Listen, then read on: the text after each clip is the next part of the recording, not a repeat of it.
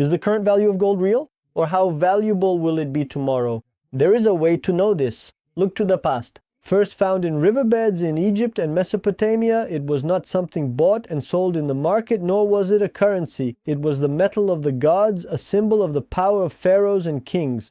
It was an object that only the upper class and temples could possess, representing divine power. Afterwards, the situation changed a bit. Gold underwent a revolution when the Lydians began minting it as coins of standard weight and purity.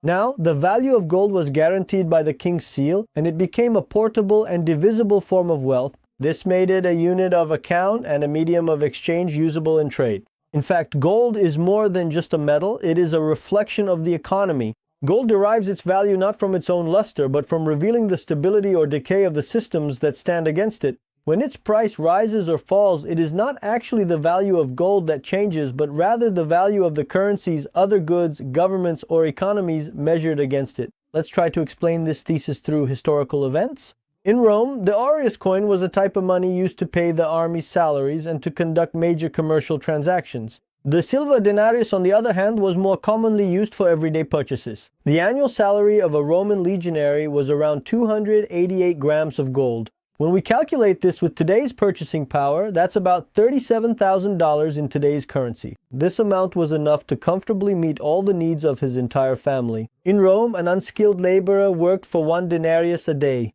This is equivalent to about $20 today. Today, in America, the daily earnings of an unskilled worker are about $40. The system was working. That is, until the 3rd century. Endless wars and political instability emptied the treasury, and the emperor resorted to one of the oldest tricks in history: tampering with the value of money, in other words, debasement. They reduced the precious metal content in the silver denarius and mixed in worthless metals like copper instead. A coin that was originally 4.5 grams of pure silver eventually turned into a token with almost no silver left. 8 grams of gold, that is, 1 Aureus coin, rose from being worth 36 denarii to as much as 8,000 denarii. But the people weren't stupid. They noticed the fraud in the money, and a law emerged. Bad money drives good money out of circulation. As people quickly got rid of the newly debased coins, there was greater demand for the old pure silver coins. They stashed their gold under their pillows. Trust had vanished. At the peak of the crisis, the amount of wheat that could be bought with 1 Aureus had dropped to 1/10 of what it was 50 years earlier. In 50 years, the value of wheat had increased tenfold. Even if you had gold, there were no goods available, and no one would accept the worthless silver coins. In other words, we can say that during the process leading to the fall of Rome, production in the country gradually decreased, and as the amount of goods that could be purchased diminished, prices increased. This situation is similar to the periods of hyperinflation in present-day Venezuela. You could have trillions of the local currency in your hands, but you still wouldn't be able to buy even a loaf of bread. But the gold of that Roman mercenary was still worth a fortune in another land, even if the empire collapsed.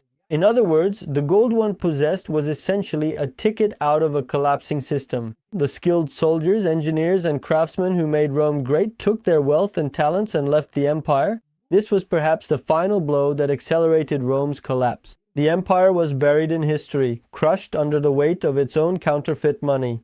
Let's open a parenthesis here.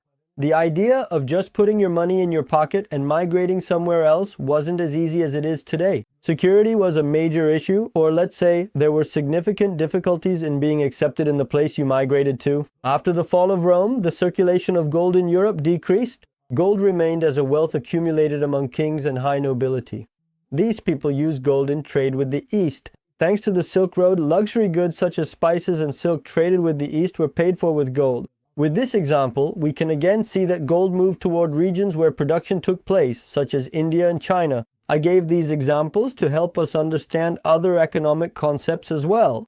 Here we can also see how poor the people of medieval Europe were. Epidemics certainly played a role in this. In Europe during these years, apart from the nobles, priests, and the royal family, people were starving. With about 31 grams of gold, 1 ounce, you could buy a good warhorse or several acres of fertile land in the Middle Ages.